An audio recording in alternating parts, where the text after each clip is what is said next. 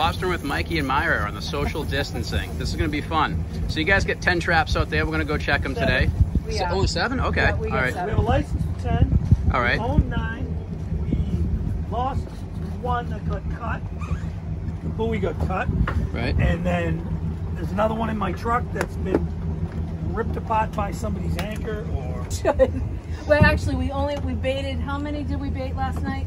3. 3. There are 3 baited. And we have a lucky number 9. Oh yeah, I've been hearing about this this infamous pot number 9 that catches without bait. It's like the magic pot. It does. Get out of them. The lobster whisperer or something.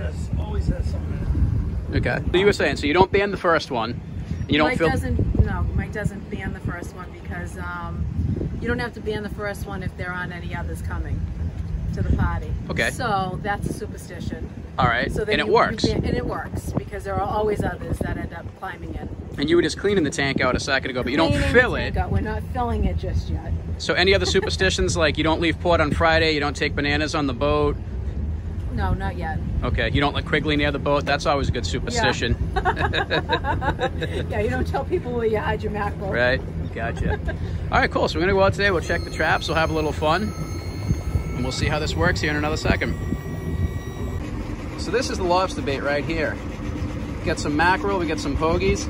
You don't have to cut those pogies up, but if you notice they cut into thirds, a little technique that you can use here is when you cut these up and you put them in the bait bag, when they're cut open, all that oil and all that sediment gets out into the water and puts basically a chum slick out there, if you will. Makes it a little bit easier for the lobsters to dial in on where that trap is.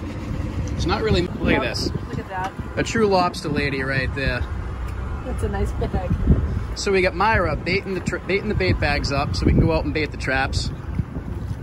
It's a dirty job, but someone's got to do it. Hey, better you than me, right? Yep. At first I couldn't do it, and then I got immune to it. It's an acquired taste, and more importantly, an acquired smell. If only we had smell-o-vision right here. These are right. This doesn't smell like Aqua di Gio right now, I'll tell you that right now. So the pogies came from you last night. Yep, from yesterday's fishing foray. Yep. And then the mackerel came in late last night, probably around 9 o'clock. The boat across from us came in, and they don't lobster. I think that they were trying to get haddock or stripers. So what I do is I usually give you guys all of my excess bait. We appreciate it, and we give you lobsters. So I was going to say, this is... so that you can make lobster tails. Right, exactly. So it's a very much a one hand washes the other, the circle of life, self-sustaining fishery, if you will. But some dead baits like that, usually a couple of fish to a bag, throw them out there, let it sit about 24 to 48 hours, should have yourself some good lobsters. Fresh lobsters. And they are fresh. Finding the mackerel is tough. Sometimes it's really difficult. It's very difficult. And I always tell people, a lot of times when you go out striper fishing, it's harder to catch the bait than it is to catch stripers. It is. Yeah. But the first time that we went mackerel fishing, we caught a string of them, string after string, and we thought that was the way it was going to be forever. And we got tired, and we're like, we've got enough. And then we went back out again, and it wasn't the same. So we were lucky. We were in a pool of a pot of them. So what happens is early in the season when the water's a little bit cooler, about middle of May through about the first week of June, there's big schools of pretty sizable mackerel around. But as the water warms up, a couple things start happening. Bigger fish start coming in and eating those mackerel. When the water itself warms up, those schools of mackerel thin out and the bigger ones go offshore to the colder water. More boats get out there and start fishing for those mackerel to catch stripers. So you kind of have a trifecta of things that sort of drive the mackerel out. So you can catch them, but it just gets a little bit tricky to do. And like I said, sometimes harder to catch them than catch the bait. We're going to start keeping some data. It looked like somebody just recently hit that buoy. I would say so. Last night. That wasn't there. That tent wasn't there. Right? Glad it wasn't me. Oh, hold on a second. Put a little aftershave on. Yeah.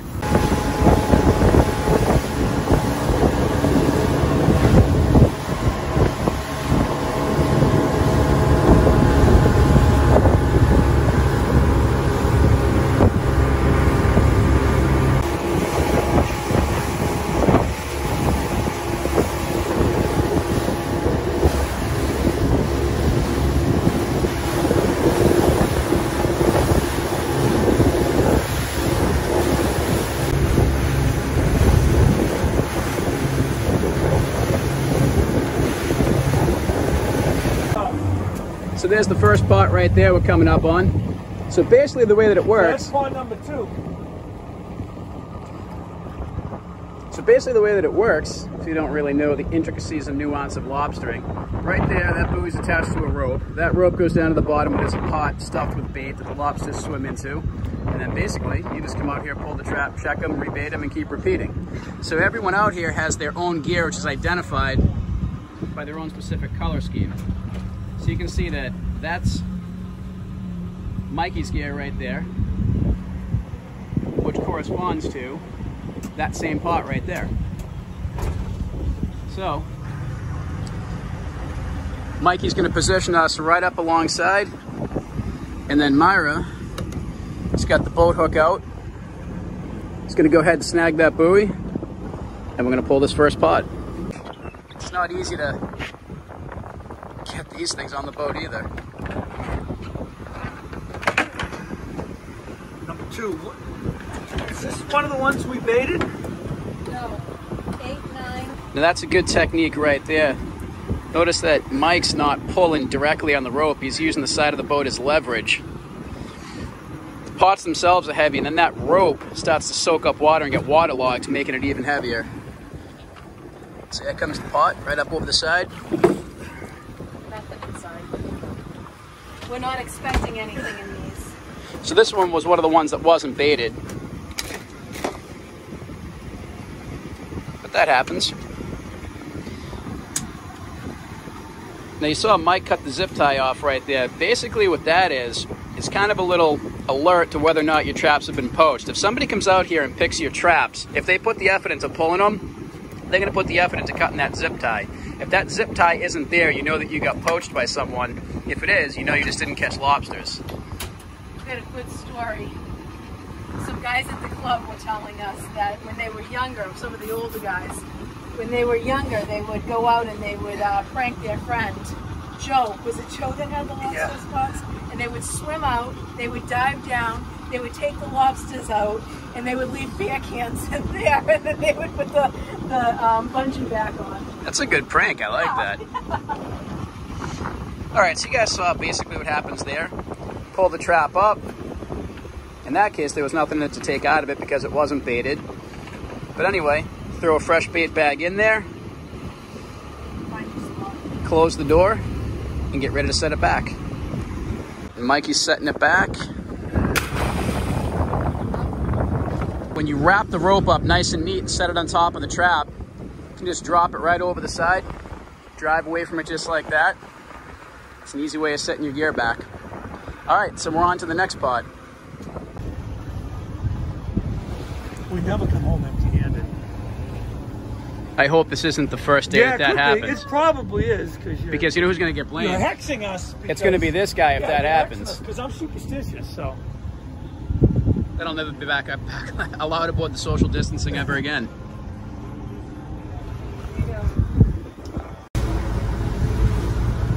It's a good idea right there. Keeping a log of everything. What pots are catching how many, where you're setting them, what you're baiting them with.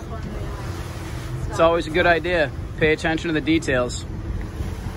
Little role reversal right here. Got Myra driving. Mikey's gonna work the hook on this one.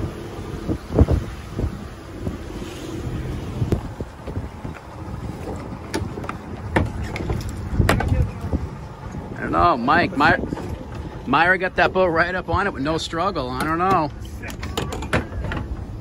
Tell my dad that. I'm a good driver. It's all been documented. Okay, so now pot number 9. Not a crazy amount, but 1. Probably on the small side. Some decent bait still left in there though.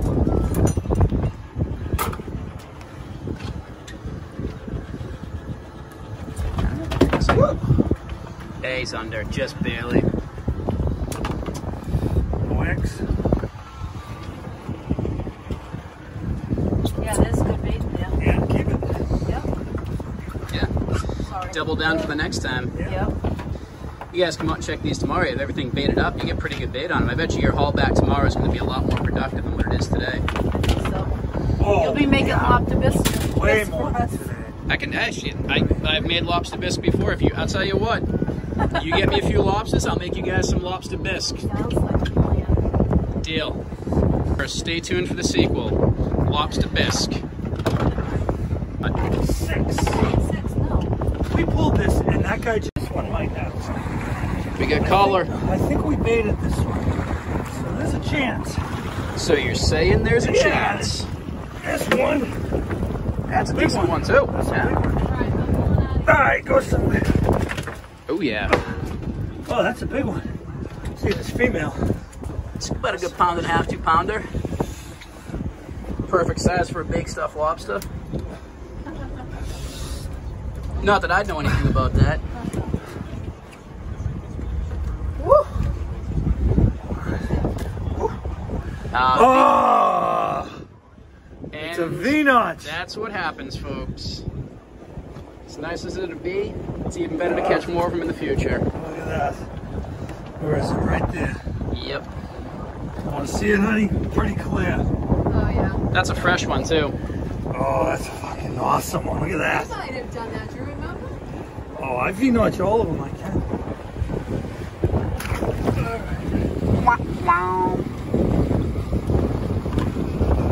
Alright, this one's going back, but it ain't got much in it. I got some potato chips and some table scraps, maybe a can of tuna or This something. is what the number 9 had in it. No. This is what the number 9 had in it. And then it caught 10 lobsters, 5 keepers. It had an eyeball. It did. Myra, look at it. It had half an eye.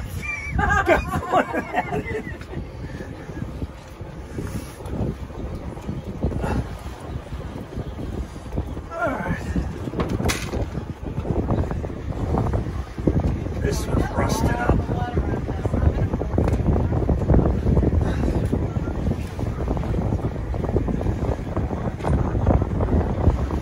Oh, that female. That would have been a nice addition. That would have been. And it was going through my mind too. I said to myself, I hope that thing isn't loaded with eggs or it has a V-notch on the tail. The legendary Pot 9.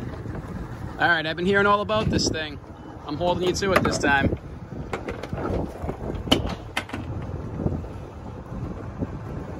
Take a guess, Michael. Keepers or No, just in total. all total? I don't know. I'm going to guess 6. 6, 7 lobsters in total. I'm going to go with 1. I'm going to be like the price is right. Yeah. 1. Anthony, how many you guess? 7. Here it It's is. going $1 more. Oh, let's see. Whoa! Oh, It's the never fail Pot number 9. it's insanity. Look at this. I'm pulling out. It's insanity. I'm telling you. It's That's how it goes. You know, you get a couple of them that bust, and then you get no. This a number couple 9. of them number 9 that just hit big. Always hits. Always hits. Something about this trap. I know you guys have been speaking so highly of this. So he's checking the back for eggs. So basically, here's what happens, folks. Mikey's going to measure right there, Yeah. She's on the line. right? So that's a keeper. a keeper, just barely. You go from the eye socket to the first joint in the tail, 3 1/4 inches. Look at this. Talk about efficiency in a system they have in place. Myra's banding them up. Although I thought you guys don't band the first one. Whoa! Whoa. No, we know we're gonna get. We know we're gonna get more because I can see this one right here. No eggs. That's a keeper. Yep. That's a good lobster, too. That's a respectable lobster right there. All right, so the exception to the no band rule, because we know we have other keepers in the trap. So we got Myra banding them. And Mike flipped that lobster over a second ago, and what he was checking for was 2 things. Number 1, you have to make sure it's not egg bearing. Basically what you'll see, No V-notch in the tail. and that's the other thing too, right there.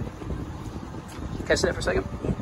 See, if this were an egg bearing female or a breeder, this fluke right here where my fingertip is would have a V-notch cut into it. So there's no V-notch cut into that. So this lobster, as far as anyone knows, previously has not been bearing any eggs.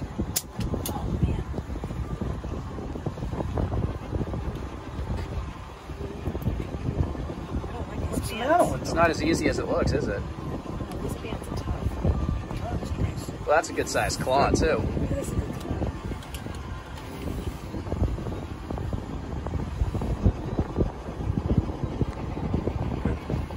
Got some good little system. Into the tank they go. Wait a minute, let's see you want. 1, 2, 3, 4, 5, 4, 6, 7. Anthony 5, won. 6, 7. What did I say? Did I say 8? You said 6. Anthony said 7. Yeah. I said 1. So that's it. That's a Like, throwback. That's a throwback. People That's on know. the line.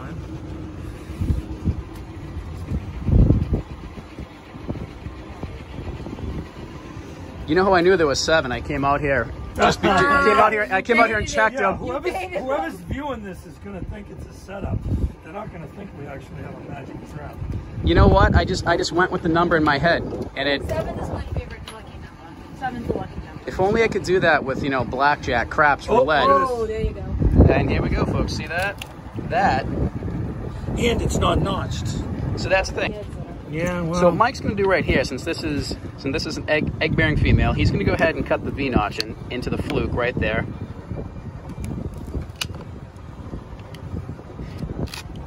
So whenever someone sees that in the future, they're going to see that there's a notch. You can see it right there.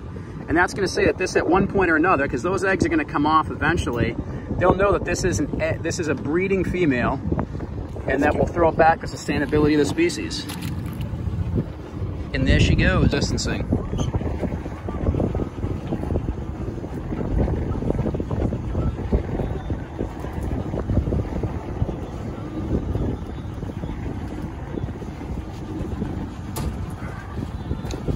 And we have 2 more that are baited, but the odds of them getting anything is. So what you can see there is sometimes, you see that orange bait bag, that's the bag that was in there previously. It still has a little bit of usable bait in it. So you have some usable bait. Yeah, right there, yeah. Yeah. Nothing says you can't hang on to it. That rope coiled up nice and neat so that it peels off the way that it's supposed to and it doesn't tangle and foul up on itself. If it doesn't deploy the right way, it'll basically pull that buoy underwater. You'll never get it back. Cool little thing right here is this plastic thing is designed, if a whale gets itself wrapped up in this, that'll break away. Right here. Port starboard. All right, pot number 9 going back. Magic trap. Hold the lid. So the blue are the ones we've got to cook up or give away before the yellows.